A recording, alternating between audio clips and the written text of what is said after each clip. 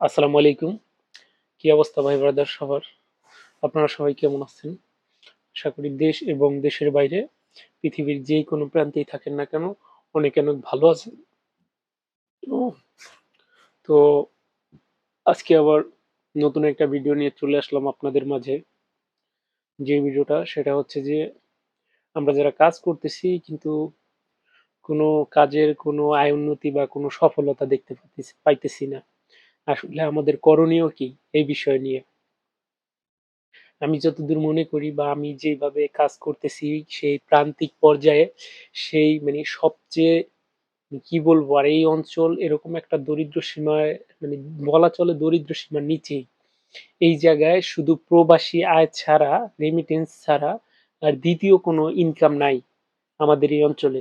আসলে এই অঞ্চলটাকে প্রবাসী রেমিটেন্স আয়ের উৎস হিসেবেই ধরা হয়।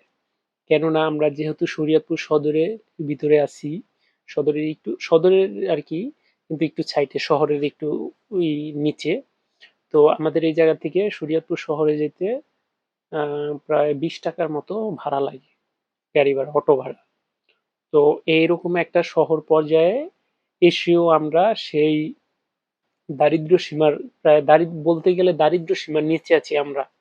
কেননা যে দারিদ্র্য সীমার নিচে আছি আমরা এই কথাটা আমি বললাম যে আমাদের এই জায়গায় কোনো কর্মসংস্থান নাই, প্লাস এই জায়গায় বেকারত্বের হার বেশি। আর এই জায়গার মানুষটা আমি লক্ষ্য করে দেখছি এরা কর্ম করার থেকে এরা বেকার ঘুরে খাইতে পছন্দ করে বেশি। এই বেকার ঘুরে খাইতে পছন্দ করার বেশি কারণে যারা এই যে মফস্বল অঞ্চলে দোকানপাট দেয় বা ছোট ছোট যারা দোকানদারি করে এদেরকে এরা বিভিন্ন ট্যাফে ফেলায়া এই দোকানগুলি তারা আগাইতে দেয় না। আসলে এটা তারা দেয় না এরকম না, যে দোকানদারি করে ভাই, আমি যেরকম দোকানদারি করি আমি বুঝি যে কোন কোন সমস্যার কারণে আমি সামনে আগাইতে পারতেছি না। যেরকম আমি 2020 সালে 16-17 তারিখে 2 মাস 16-17 তারিখে আমি ব্যবসা শুরু করি। তো এ যাবৎকালে আমার পুঁজি যতটা ছিল, আমি পুঁজি নিছি প্রায় 12,000 টাকার মতো। তো এ যাবৎকালে আমি কিন্তু মেলা একটা গ্যাপ ঋণ হয়ে গেছিলাম। তো একটা ঋণ হয়ে গেছিলাম, এটা আমার দোকান, আমার যে একটা ক্ষতিগ্রস্ত হয়েছে হয়তো আপনারা জানেন কিনা এটা আমি জানি না। তো যে সময় আমার দোকান ক্ষতিগ্রস্ত হয়েছে এরও আগে আমি কিন্তু একটা ঋণের মানে দ্বার প্রান্তে চলে গেছিলাম। তো যেহেতু আমি ঋণের দ্বার প্রান্তে একবারে মানে পৌঁছে গেছিলাম, তো আমার একটা করণীয় ছিল যে আমার এই ঋণের থেকে আমার ঋণের ফাঁদ থেকে উঠতে হবে। তো আমি পারি নাই কি কি কারণে এটা আমি এখন এরকম কিছু কারণ আমি বলবো, হয়তো আপনি আপনার ব্যবসার ক্ষেত্রে এটা একটু মিলিয়ে দেখতে পারেন যে এটা ঠিক আছে কিনা। যেরকম 1 নাম্বার, আমার পণ্য যে পণ্যগুলি আমি আমার দোকানে তুলছি ওই পণ্যগুলি চাহিদা অনুযায়ী সেল নাই। আর যেই চাহিদা অনুযায়ী সেল না থাকার কারণে এটা গেছে একটা, তারপর আছে বাকি বাগটা, তারপর আছে যে আমরা যারা যারা কিনি মানে এটা সবার আগে দেওয়া দরকার। 1 নাম্বার সিরিয়ালে এইটা থাকা দরকার যে আমরা যেই এসআরগেদের থেকে মাল কিনি, যারা তারা আমাদের যত কাছেরই হোক। 1 নাম্বার যেটা, এই এচআররা কিন্তু খুব ডেঞ্জারাস, খুব ডেঞ্জারাস। আমি বললাম কেন, এটা হয়তো আপনারা বলতে পারেন যে কেন খুব ডেঞ্জারাস। এরা এদের মানে টার্গেট খিল আপ করার জন্য যে কোনো মালামাল আমাকে গছায় দিবে। আপনি দোকানদার, যদি আপনি দোকানদারি করে থাকেন এই ভিডিওটা দেখেন, তাহলে আপনাকে গছায় দিবে এরা। এটাই হচ্ছে তাদের মেন চালিকা শক্তি। মানে এরা মিষ্টি মিষ্টি কথা বলবে, মিষ্টি মিষ্টি কথা বললে আইসা অচল মাল হোক আর ভালো মাল হোক এটা আপনার দোকানে তারা ভইরা দিবে, মানে দোকান সাজায় দিবে এরকম একটা ডায়লগ। মানে সে জাহান পরান সব কিছু দিয়া দেয়। মানে এরকম একটা পরিস্থিতি আমাদের দেখায় হয়তো, বাট আমরা এটা বুঝতে পারি না অনেকে, আবার অনেকে বুঝতে পারি। এচারদের এই ট্র্যাপে পড়া যাবে না। দুই, যেটা ওইটা ওই প্রথম যেটা বললাম এটা 2 নাম্বারে ধরি, যে চাহিদা অনুযায়ী সেল না হওয়া। তিন, সেলের ভিতরে বাকি বাকি যাওয়া। তো আমি যদি সারাদিনে ধরি 3,000 টাকা বেচলাম, মফস্বল গ্রাম অঞ্চল আর 3,000 টাকা বেচাই অনেক কিছু। আমি যে বিভিন্ন ধরনের প্রোডাক্ট বেচি, মানে ওই খাদ্যপণ্য শিশু, তো 3,000 টাকা যদি আমি একদিনে সেল করি, তো 3,000 টাকায় আমার যদি সর্বোচ্চ প্রফিট ধরি 400 টাকা, ধরি আরো বেশি ধরলাম 500 টাকা প্রফিট ধরলাম, 3,000 টাকা 500 টাকা প্রফিট, 500 টাকা হয় না, যাই হোক তবুও ধরি যে 400 টাকা, 400 টাকা প্রফিট ধরি।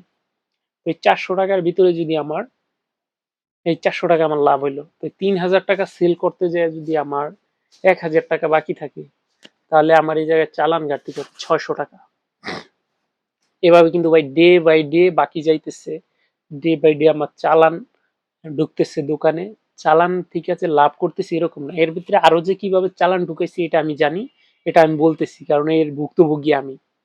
তো গেল এবার আপনি 3000 টাকা বেচছেন, 400 টাকা লাভ হয়েছে, 600 টাকা বাকি। তার মানে আপনি এই জায়গায় চালানে বাকি আছে কত? 600 টাকা। আমি চালানে 600 টাকা ঘাটতি খাইছি। তো এই ঘাটতিটা আবার পূরণ কর, মানে আবার আরো ঘাটতি খেলাম কেমনে, যে আমার যে 400 টাকা লাভ হয়েছে, 1000 টাকা বাকি গেছে। তো এই জায়গায় যে এই যে 1000 টাকার একটা তারতম্য, এটা আমি কি সারাদিনে খরচ করছি না? আমার খরচ আছে, দোকান ভাড়া আছে, এরপর আমার এক জায়গায় গেলে যাতায়াত খরচ আছে, বা বিভিন্ন ধরনের খরচ আছে সামথিং আর কি। তো একটা মানুষ সর্বনিম্ন 200 টাকা, তো 200 টাকার নিচে চলতে পারে না। একটা মানুষ যদি 200 টাকা দৈনিক তার খরচ যায়, 200 টাকা যদি সে পকেট খরচ যায় বা বিভিন্ন এভরিথিং বাইরের যে খরচটা করে, এটা মিলিয়ে জিলিয়া দোকান ভাড়া সহ ধরি, আমি টোটালি ধরি দোকান ভাড়া সহ একটা মানুষের 200 টাকা খরচ, বিদ্যুৎ বিল সহ, ইন্টারনেট বিল সহ, মানে সর্বনিম্ন এর এর থেকে আর দরিদ্র মানুষে আর মানে যে দেশে বসবাস করে না আমার মতে। একজন ব্যবসায়ী বা যেভাবে হোক, একজন আমার মতো একটা ছেলে এইভাবে বসবাস করতে পারে না। এই 200 টাকার নিচে একটা ছেলের যদি খরচায় না হয়, মানে এর থেকে মিনিমাম কেউ আর খরচা করে না বর্তমান রানিং সময়। তো এই জায়গায় গেল কত? 1000 আর 200, তো টোটালি 1200 টাকা গ্যাপ। তো আমার দোকানে কিন্তু অলরেডি 1200 টাকার মাল কমে আইছে। ওই লাভটা তো গেছে গেছে, এই লাভটা সহ আমি ধরলাম। তো 1200 টাকা যদি না ধরি, তাহলে 400 টাকা বাদ দিই, অলরেডি কিন্তু আমার প্রায় 800 টাকার আমি আমার চালান থেকে ঘাটতি। এভাবে ভাই ভাই আমি যে day by day, day by day আমি এইভাবে গ্যাপ খাইছি। গ্যাপ খাওয়ার পরে আমার চালান, আমার পুঁজি হারাইছি। এরপরে কিন্তু আর একটা আছে, বিভিন্ন ধরনের উৎসব, বিভিন্ন ধরনের বিয়ার শাদী বা বিভিন্ন ধরনের যে একটা মানে আপ্যায়নের একটা খরচ, এটা কিন্তু বাড়তি। এই খরচটাও কিন্তু গেছে। তো তখন আমি কি করছি? আমি ঋণ করছি। আমি ঋণ করছি কোন জায়গা থেকে? বিভিন্ন ধরনের এনজিও সংস্থা, এগুলার থেকে। এরপরে যখন এনজিও সংস্থার ঋণের থেকে আমি একটু চাপে পড়ে গেছি গা, যে আমার এখন আর বাঁচন নাই, এখন আমার তো বাঁচতে হবে, আমি কিস্তি দিতে পারতেছি না। বিভিন্ন ধরনের এনজিও গুলি আমাকে নক করতেছে বারবার, যে ভাই আমাদের কিস্তি পরিশোধ করুন, কিস্তি পরিশোধ করুন। এটা আমি করতে পারতেছি না। তখন আমি যে কি করলাম, যে আবার আমাদের আত্মীয় স্বজন যারা আছে তাদের থেকে আমি সহযোগিতা নিতেছি। এখন আমার এভাবে ডে বাই ডে হয়তো কিছু কম হয়েছে, লাভ বেশি হয়েছে, আবার কিছু টাকা বাকি কম গেছে, আবার বাকি টাকা বেশি গেছে। অনেকে বাকি টাকা কিন্তু দেয় না। ম্যাক্সিমাম গ্রামের দুর্দশার জীবনে, মানে গ্রাম দশায় ম্যাক্সিমাম টাকাই বাকি দেয় না ভাই।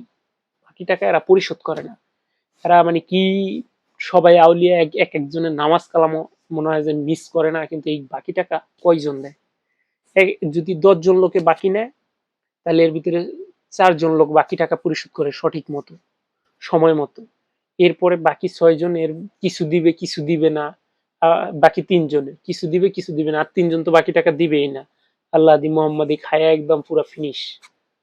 মানে কি যে একটা অবস্থা, মানে হাজি সাহেব, মানে হাজি সাহেব হজ করতে করতে পুরো জীবন শেষ। অথচ বাড়িতে আইলে, মানে হাজি সাহেব মক্কায় যায় হজ করতে, আর বাড়িতে আইলে মানুষের ক্ষেতের আইল কাটে, চকে যায় পুরা এই সুতায় সুতায় কাটায় কাটায়, মানুষ হাঁটতে পারে না আইল দিয়া। মানে এরকম একটা অবস্থা। তো যেই কথাটা বলতে লইছিলাম, যে এরকম একটা ট্র্যাপে আমি পড়ছি।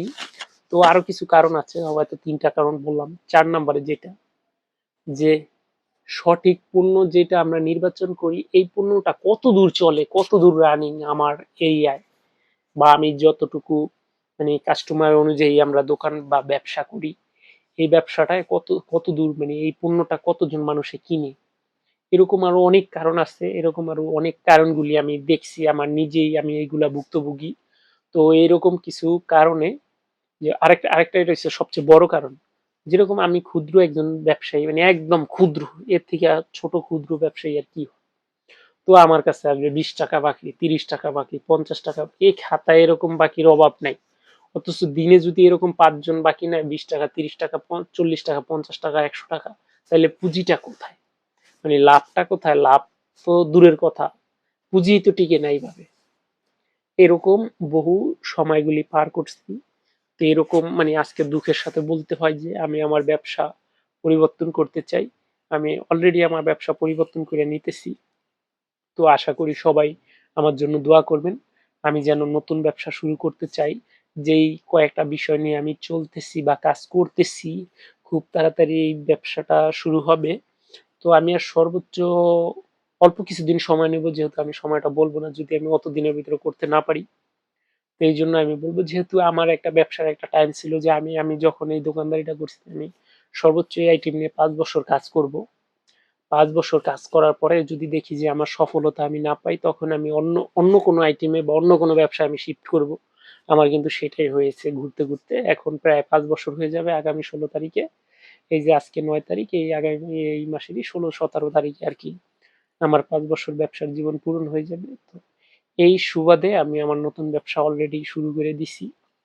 তো এটার যে একটা ব্যানার হবে, আর এটার যে কার্যক্রম, এটা কিন্তু 2025 সাল 16 তারিখ 17 তারিখ, যেহেতু 17 তারিখ করছি, আমি 18 তারিখে নিয়ে যাব। 2025 সাল 2 মাস 18 তারিখে এই ব্যবসাটার উন্মোচন করব। মানে এরকম একটা আমার চিন্তা ভাবনা আছে। তো আশা করি সবাই আমাকে একটু সাপোর্ট করবেন। আর এর মাঝে তো আরেকটা বিষয়, যেটা আমার বিদেশে যাওয়ার জন্য যে সময়টা হয়েছে, এই সময়টাতে আমি লস করছি অনেক। বিদেশের কারণে আমি আমার ব্যবসায় বিনিয়োগও করতে পারি না, এই কারণে আমি অনেকটা লোকসান খাইছি। এটা বললে আর লাভ নাই, যেহেতু আমি যার কাছে দিছি সে আমাকে নিতে পারে নাই এখনো। অল্প কিছুদিন তাকে সময় দেওয়া হয়েছে, সে আমার পাসপোর্ট দিয়ে দেবে, এমনকি তার কাছে কিছু টাকা জমা করা আছে সেটাও নিয়ে নিব। তো এখন তো ব্যবসায় এরকম অনেক অনেক কারণ আছে। আস্তে আস্তে কিছুদিন আমার সাথে যা ঘটবে বা পিছনে কিছু ঘটছে, এরকম কিছু কারণগুলি আমি আপনাদের সামনে তুলে ধরবো। আশা করি আমার এই ভিডিওটা দেখে আপনারা কিছু মানে অনুভব করবেন। আপনারা যারা নতুন ব্যবসা শুরু করতেছেন বা পুরনো যারা ব্যবসা করতেছেন, তারা তারা এই জায়গা থেকে আশা করি কিছুটা পয়েন্ট হইলেও তারা আপনারা একটু শোনার পরে এটা একটু কাজে লাগানোর চেষ্টা করবেন। আপনারা যদি এক চুল পরিমাণ কোনো এই আমার এই ব্যর্থতা, এই হতাশা, আমার এই ব্যবসা থেকে শুরু করছি, এই ব্যবসার যেই বিভিন্ন ধরনের যেই ঝড় ঝাপটা গেছে উপর দিয়ে, এইগুলি থেকে যদি আপনি কিছু শিখতে পারেন বা বুঝতে পারেন, তাহলে আমি মনে করি আমার জীবন ধন্য। কারণ আমি আমার ব্যর্থতার থেকে আপনাদের কিছু শিখাতে পেরেছি বা শিখাতে পারবো, এরকম একটা আশা আছে, হয়তো হবে খুব তাড়াতাড়ি। তো এখন থেকে প্রতিনিয়ত ভিডিও দিয়ে যাব, আপনারা সবাই সাপোর্ট করবেন। আর যারা যারা আমার ইউটিউব চ্যানেল থেকে ভিডিওটা দেখছেন, সবাইকে অসংখ্য ধন্যবাদ। ইউটিউব চ্যানেলটাকে একটু সাবস্ক্রাইব করে রাখবেন, দয়া করে একটু সাবস্ক্রাইব করে বেল আইকনটা টিপ দিয়ে রাখবেন, যাতে করে নতুন কোনো ভিডিও আপলোড করার সাথে সাথে আপনার মোবাইলে নোটিফিকেশন চলে যায়। আমার চ্যানেলটাকে সাবস্ক্রাইব করে লাইক কমেন্ট শেয়ার করে সব সময়ের জন্য সাপোর্ট করবেন। আজকের মতো বিদায় নিচ্ছি। আসসালামু আলাইকুম।